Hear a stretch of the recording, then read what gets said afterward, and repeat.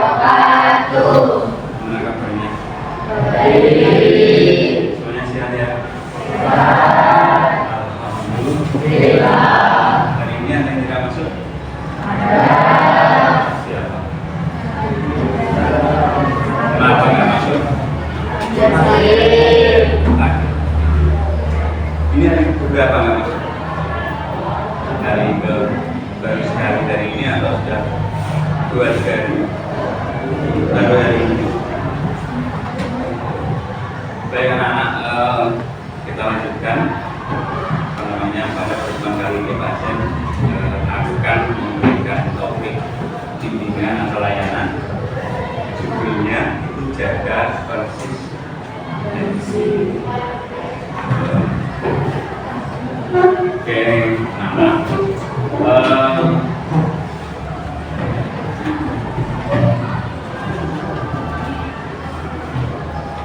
Untuk memulai bimbingan pada pagi hari ini, kalian silahkan, itu bisa dibaca ya, kita main buka kepalan tangan, itu bisa dibaca, langkah permainan peserta pasangan sebaiknya laki-laki perempuan. Kalian tentunya kan sudah sama jenis ya, kalau nggak punya nggak masuk ya sudah nggak apa-apa ya. Laksana switch yang menang jadi A, yang kalah jadi B. Kemudian ini perintahnya. Nanti A mengepalkan tangan sekuat mungkin, seolah sedang memegang benda berharga. Kemudian B bertugas membuka kepalan tangan.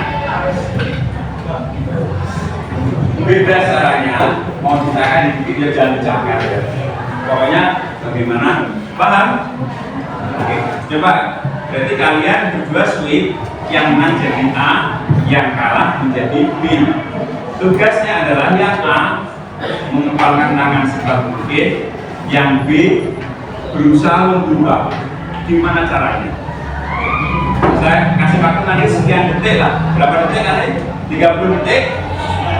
30 detik cukup ya.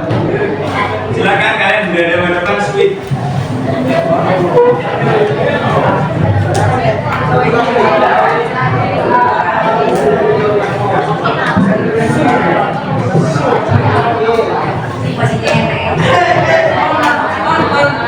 Kalau sudah silakan yang menang menjadi apa?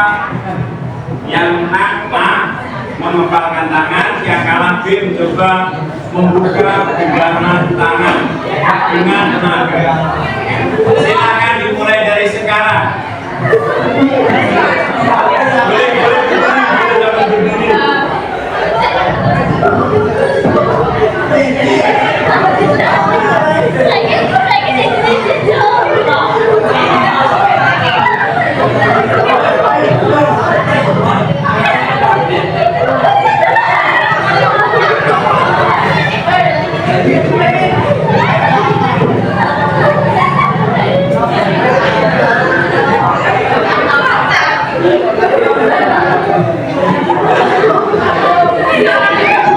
Oke, cukup. Ada yang berhasil membuka? Ada yang berhasil. Sekarang permainannya dibalik, yang B mengepalkan tangan sekuat tenaga. Oke. Yang A berusaha membuka kepalan tangan teman kamu B tadi, tapi tidak dengan cara menyentuh. Bisa dengan merayu atau dengan cara apa? Ayo, silakan lakukan dari sekarang.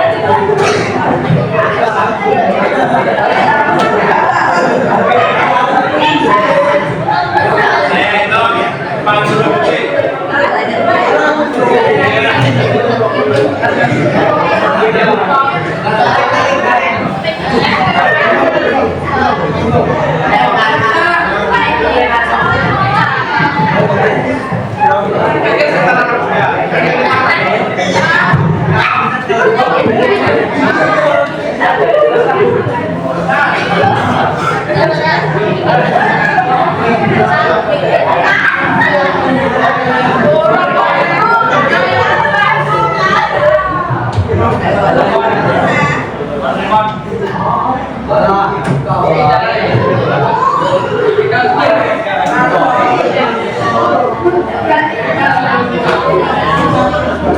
Oke, sudah?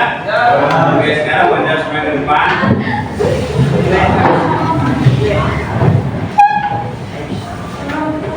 Pertanyaan untuk A ini, untuk A, apakah buka tangan? Coba pertanyaan untuk nomor 1, pertanyaan untuk yang tadi B, ya, yang buka. Apakah buka tangan A? Mudah apa sulit? Sulit. Apa saja upaya yang dilakukan untuk membuka tangan A? Apa saja tadi upayanya? Yang dari A, bayar atau tertutup? Kamu A atau A, berarti kamu B yang buka. Upayanya apa saja tertutup? Dikit-dikit. Dengan suka tenaga, berhasil buka nggak? Sebaliknya pertanyaan sebaliknya bagi A yang tadi dibalik, perintahnya berusaha disuruh membuka tetapi tanpa menyentuh, bisa nggak? Ada yang bisa? Tidak bisa. Tidak ada yang terbuka tangannya. Berarti kalian yang menggenggam tangan berarti berhasil menjaga konsistensi, mempertahankan apa yang disembunyi. Nanti kalau ada yang berhasil, berarti berhasil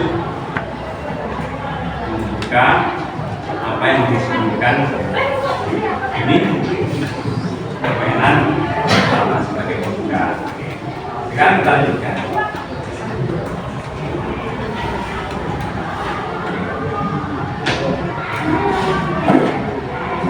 Topiknya apa tadi, apa ya? Topiknya apa tadi yang pertama? Judulnya menjaga konsistensi. Jadi konsistensi itu acuh, konsisten ya, memegang satu prinsip, selalu melakukan hal baik yang kalian yakini, itu berarti konsisten. Kemudian ini ada kesadaran PS versus kepaksaan. Kalian dalam melakukan kegiatan sehari-hari lebih nyaman melakukan sesuatu dengan kesadaran apa dengan paksaan? Dengan pernahkah kalian melakukan berbagai kegiatan sehari-hari, apakah itu di rumah, apakah di sekolah, tetapi karena paksaan? Sering pasti ada yang pernah di sekolah, pernah kan? Jadi kalian sebagai murid ya pasti pernah merasakan melakukan satu pekerjaan, aktivitas, tapi karena paksaan. Tetapi juga pasti kalian sering melakukan banyak hal berdasarkan kesadaran. Sama BHB ya, kira-kira bisa membedakan nggak secara dari segi perasaan yang kamu rasakan melakukan aktivitas ya, melakukan suatu hal berdasarkan kesadaran dengan perasaan, bedanya rasanya gimana?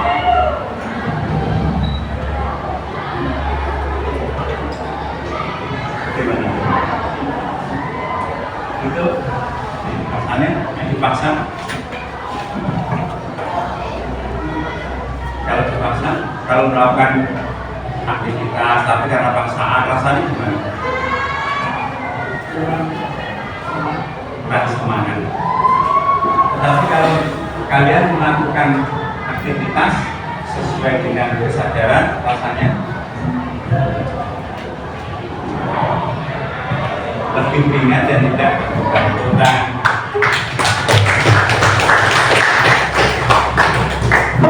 Itu ada apa namanya tampilan tadi ya, menggenggam tangan. kebutuhan dasar manusia yang ingin dihargai ekonomi merdeka. Jadi intinya itu merdeka bebas. Jika otonomi dan kemerdekaan yang inklusif, maka akan timbul reaksi, akan timbul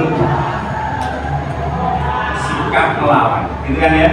Jadi kalau kalian kemerdekaan yang inklusif, itu akan timbul memunculkan sikap perlawanan. Kalau berarti ini hubungannya dengan kalian dipaksa melakukan sesuatu, misalnya kalian akan seorang murid akan merasakan perlawanan. Atau kalau seorang murid, para murid ini disuruh melakukan sesuatu oleh bapak guru, kalau itu berdasarkan paksaan, itu biasanya tidak berlaku untuk jangka panjang. Ya, maksudnya tidak berlaku jangka panjang bagaimana? Kalau disuruh bapak ibu guru ya melakukan, tetapi kalau tidak ada perintah, maka tidak melakukan. Tetapi kalau perilaku kalian berdasarkan kesadaran, ya, maka akan terdorong oleh motivasi dalam diri sendiri. Ada kesadaran, ada pemahaman, paham tujuannya. Misalnya kalau kalian rutin belajar, kalian tahu kan manfaatnya belajar? Kalian tahu kan tujuannya belajar? Supaya paham. Kalau kemudian kesadaran dari dalam diri sendiri, maka kalian lebih nyaman melaksanakan.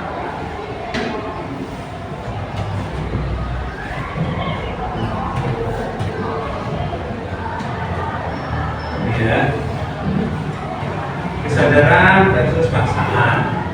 Jadi kalau ini sudah saya sampaikan, jadi kesadaran versus paksaan. Radar anti persuasi akan aktif. Jadi seseorang itu break kalau melakukan itu disuruh dengan paksaan, itu tidak bantah melakukan, tetapi tidak ada kesadaran, dan itu dilakukan hanya sekali. Besoknya karena nggak diperintah ya sudah tidak melakukan. Jadi muncul reaksi atau reaksi resistensi. Reaksi resistensi itu reaksi perlawanan atau penolakan. Berikutnya mereka akan diabaikan, larangan jadi rekomendasi. Baikkan.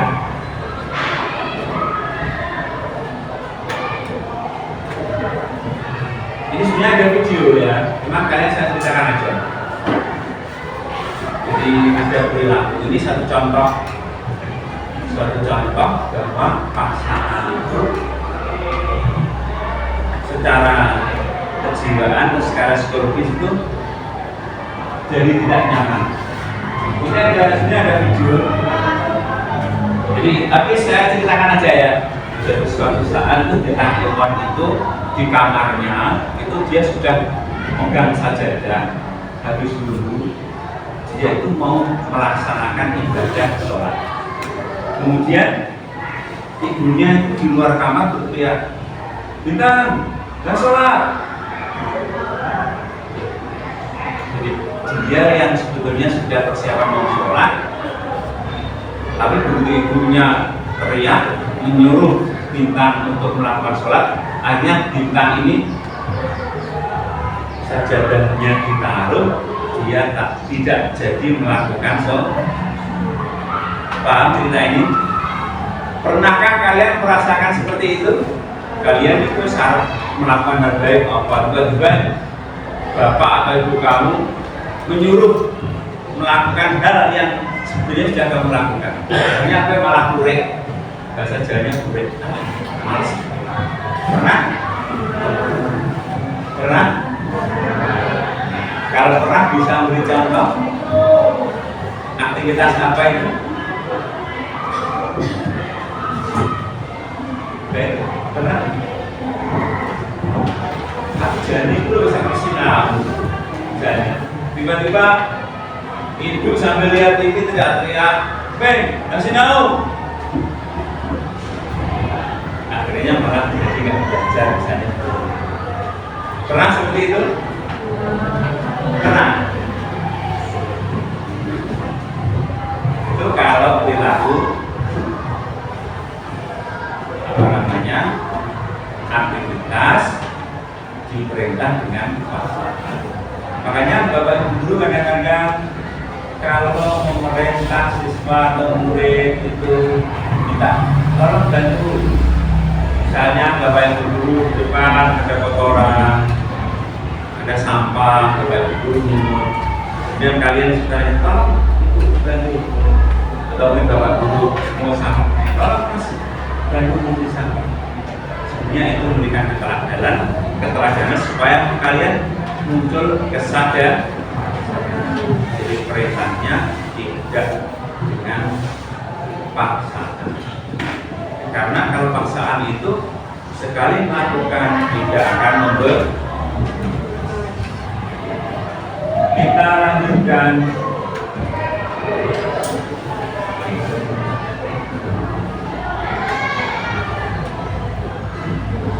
Ini ada bisa dibaca 10. Daniel, baca Daniel. 10 tombol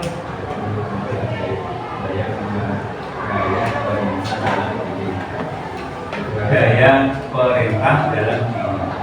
Daya perintah dari dalam diri sendiri. Perhatikan, kalian itu ibarat mobil, ya, itu apa namanya, ada mesinnya, ada bahan bakarnya, dan lain sebagainya ya. Kemudian kalau mobil itu mogok, maka kalian di sekolah kan bisa Bapak Ibu guru ya. Bapak Ibu guru itu berupaya bagaimana menghidupkan mobil, bukan mendorong mobil itu saja. Yang kedua, daya perintah dalam diri ini adalah motivasi yang tumbuh dari dalam diri kalian semuanya. Saya ulang ya. Jadi daya perintah dalam diri ini adalah motivasi internal. Motivasi internal itu motivasi yang tumbuhnya dari dalam diri kamu sendiri. Jadi dalam diri kalian itu ada tombol ajaib. Untuk itu bagaimana kalian bisa menyalakan tombol-tombol ini? Apa saja itu? Ada 10. 1, kesenangan. Joy. 2, anak laki-laki semuanya membaca. 1, kesenangan. 2, 3,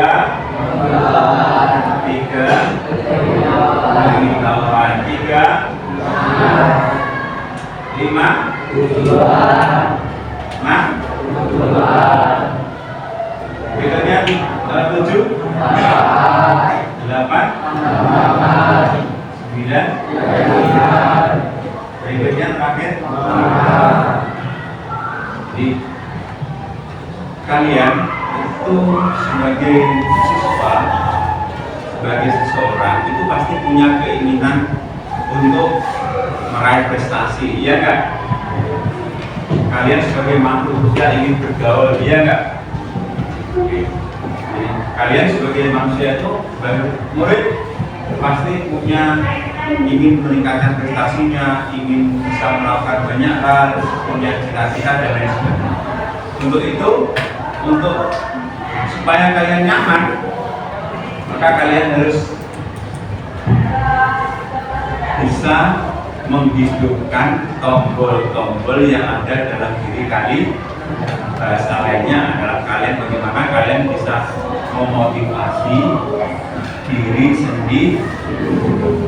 Misalnya kalian, misalnya 1, kesenangan. Ini dicontohkan misalnya kalian belajar satu mata pelajaran dengan Bapak Ibu. Kalian sekolah ini ada jadwal pelajaran yang 2 jam, ada yang 3 jam, ya kan? Misalnya ada pembelajaran matematika 3 jam. Mereka belajar berapa jam? 2. IPA berapa jam? 2. Tapi dalam satu minggunya berapa jam? IPA. IPA dalam 1 minggu berapa jam? 5. Oh berarti 3 dan 2. 2 1. Contoh pembelajaran matematika 2 jam. Karena Bapak atau guru yang ajar matematika menyenangkan, kalian belajar 2 jam tidak kelas. Karena ada kesenangan, enjoy dalam hal. Kemudian kebanggaan. Contoh kebanggaan. Kemarin pada saat 17 Agustus ada seleksi ikut pasti, ya. Kemarin kelas 9 ikut seleksi enggak? Kelas 9 ikut seleksi pasti enggak? Ikut enggak? Hah? Ikut?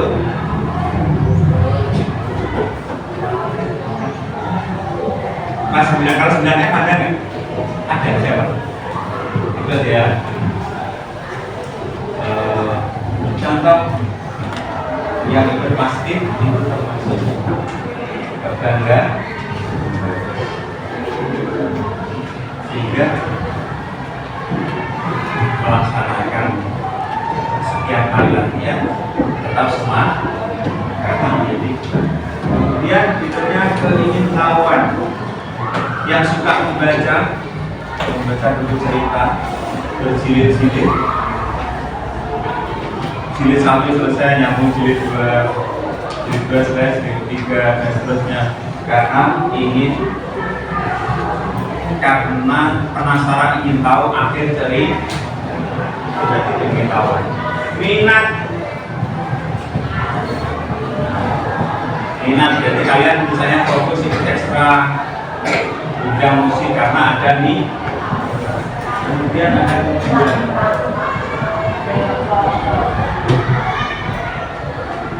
Kalian mampu karena punya tujuan, punya lanjut ke kebutuhan.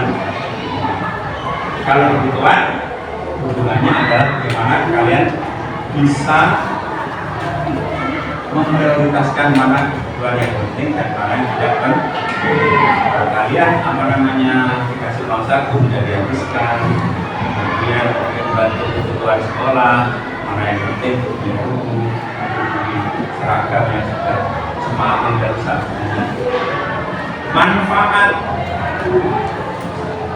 kalian melakukan sesuatu dengan penuh kesadaran karena menyadari atau mengetahui manfaatnya. Contohnya, kalau malam berapa dan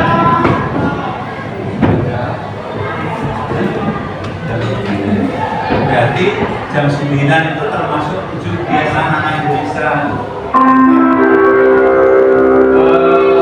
Kalau saja tidur cepat, tidur cepat itu dari manfaatnya supaya badannya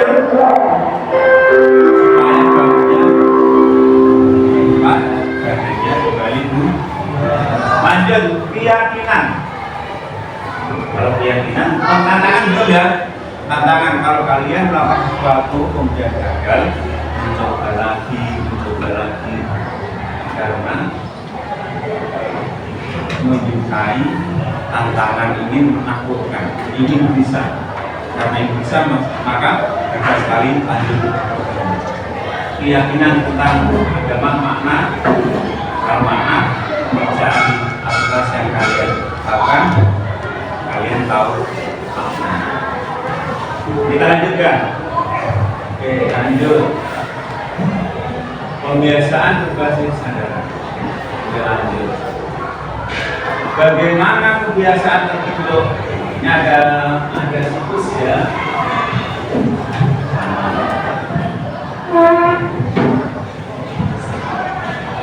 Pertama, penunjuk, 2 gairah, 3 respon, 4 relasi.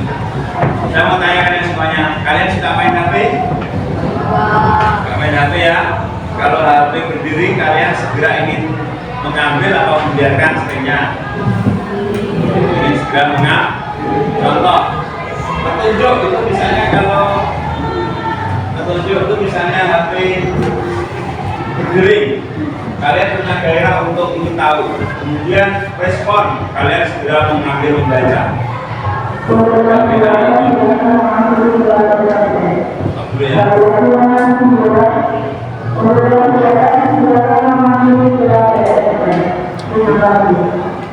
Selanjutnya kita itu ganjaran itu kalau kalian melihat HP dan masih menyenangkan kalian, kebiasaan itu akan terus berlangsung ya. Makanya dari sini bagaimana kalian melatihnya supaya ingin melakukan kebiasaan yang baik. Contoh, kalian ingin berolahraga, sepatu olahraga ditaruh di tempat yang kelihatan oleh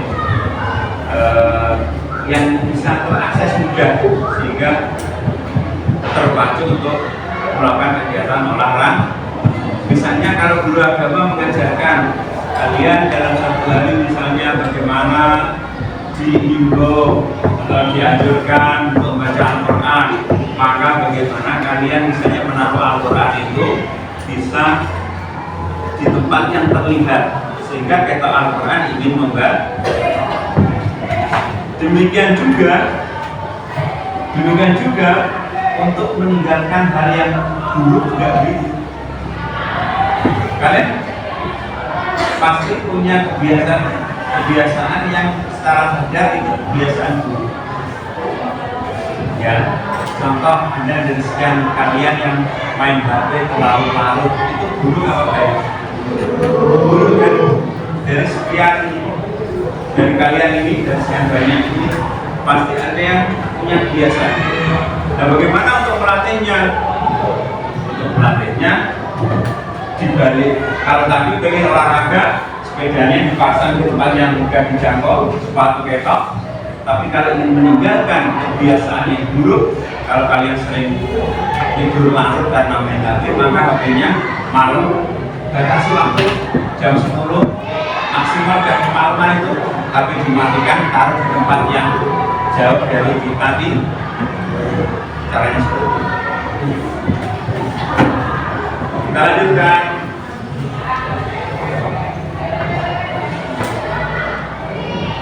Dari kesadaran menuju kebiasaan yang konsisten.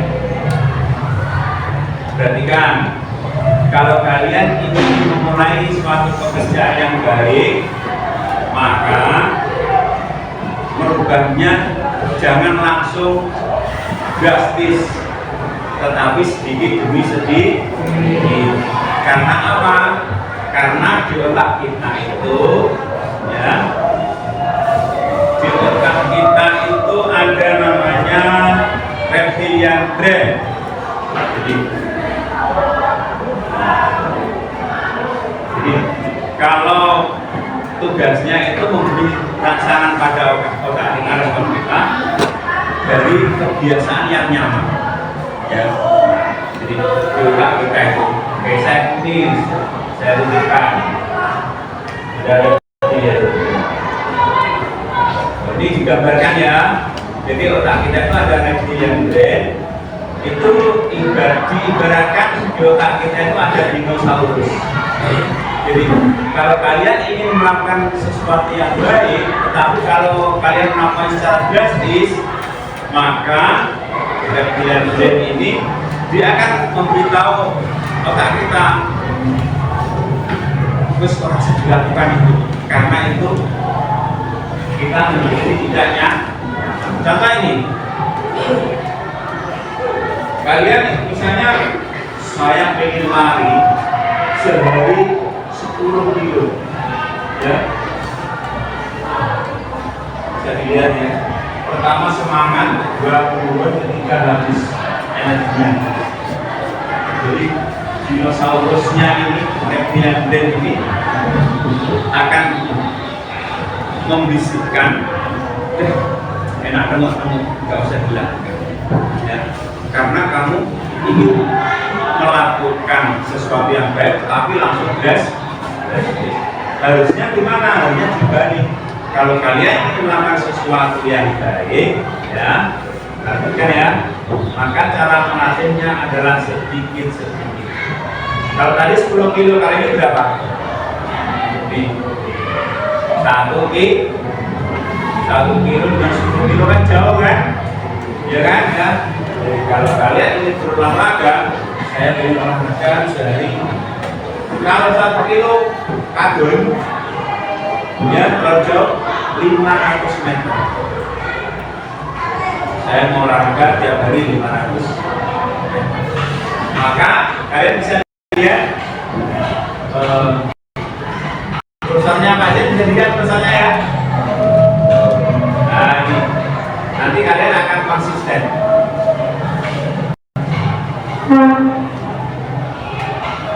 Kalau kalian ingin merubah perilaku, ingin melakukan hal baik, maka harus sedikit-sedikit saja. Targetnya dari 500 meter, 500 meter. Maka dari 25 bahkan bisa jadi kalian lebih. Kemudian dinosaurusnya itu akan tidur. Dinosaurus itu reptilian yang merespon kegiatan yang kamu lakukan, yang tadinya nyaman istirahat menjadi harus ekstra mengerjakan aktivitas. Tapi kalau pelan-pelan, maka kalian akan bisa konsisten. Kita selaku orang Jawa, itu kan punya kearifan ya, atau mungkin dalam cerita hikmah. Kalau dalam agama ada ini cerita hikmah. Kalau kalian ingin melakukan sesuatu menjadi konsisten, itu patokannya kalau kalian bisa melakukan rutin secara rutin selama 40 hari. Ya, ini cerita hikmah dalam agama. Misalnya, saya ingin belajar rutin, atau saya ingin baca Al-Quran dalam satu hari setengah, rutin saja. Tiap hari kerjakan itu patokannya. Kalau kamu bisa rutin selama 40 hari, itu akan menjadi kebiasaan yang konsisten. Paham dari sini? Paham ya? Kalian yang sudah besar ini harus bisa mencerna ya. Kelas 9 sudah besar kan? Bentar lagi masih. Oke. Contoh lagi misalnya kalau kalian mengerjakan puasa sunnah Senin Kamis, lakukan balik jalangan ya.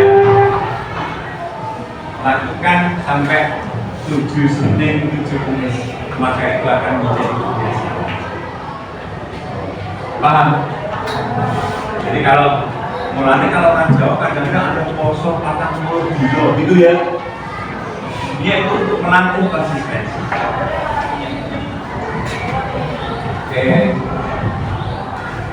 Kita lanjutkan. Oke. Ini ada pepatah. Ini ada 2 pepatah. Yang atas sebenarnya laki-laki semua baca. Sehari selesai benang, setahun selembar. Ini anak putri, sedikit baca anak putri semuanya bareng. Sedikit demi sedikit lama menjadi bukit. Ini sehari sehelai benang itu pekerjaan apa ini? Menenun kain ya. Orang menenun kain itu kan dari sehelai benang lama-lama jadi kain satu lembar. Dan juga ini misalnya menabung, kita menabung tiap hari kalian menabung 500 sehari 500, kalau sebulan 30 hari berapa? 15 ribu. Kalau sehari menabung 1000, 30 hari terkumpul berapa? 30 ribu. Ini pepatah, ini kearifan, ini contoh yang bisa kita laksanakan dalam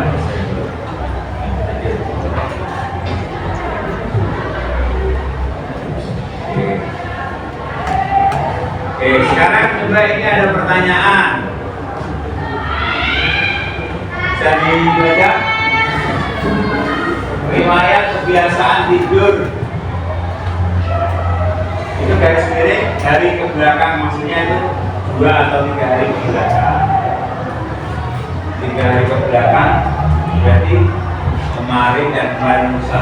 Apa yang menyebabkan tidur telat? Apa dampak dari tiduran dan begadang?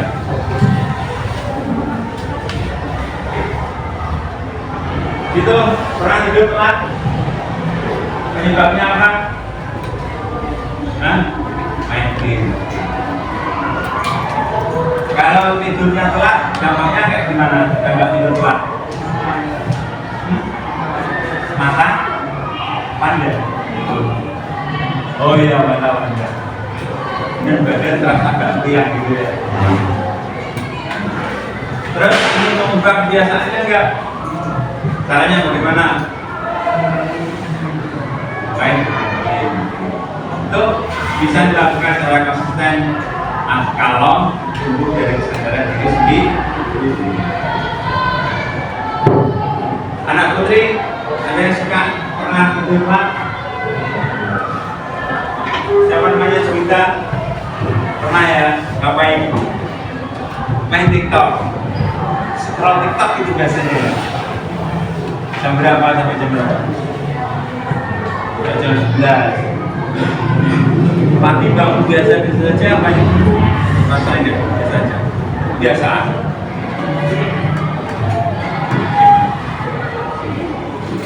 Oke.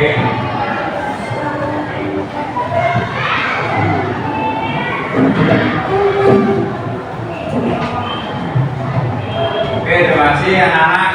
Itu apa namanya? Dengan layar yang Pak saya sampaikan. Mudah-mudahan kalian kesimpulannya kalian bisa mengaktifkan tombol-tombol ajaib atau apa tadi, motivasi bagaimana kalian menyukai tantangan, bagaimana kalian mengetahui manfaat suatu hal yang baik ya. Kemudian bagaimana kalian dalam melaksanakan keinginan yang baik merubahnya tidak drastis ya. Yang sering diajarkan contohnya misalnya belajar itu harus rutin walaupun sebentar, bukan kebut semalam kalian belajar berjam-jam ketika mau makan tengah semester, itu pasti akan berat dan itu tidak pasti.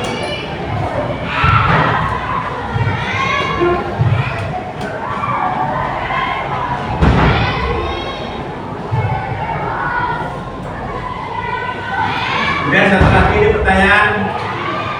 Oh sudah ini. Oke, sekarang ini kebalikannya, tidur cepat. Tadi tidur lambat, kalau tidur cepat. Sasa, kamu ngalamun? Ya. Coba Sang berikan Pak Zen alasan apa manfaat tidur cepat.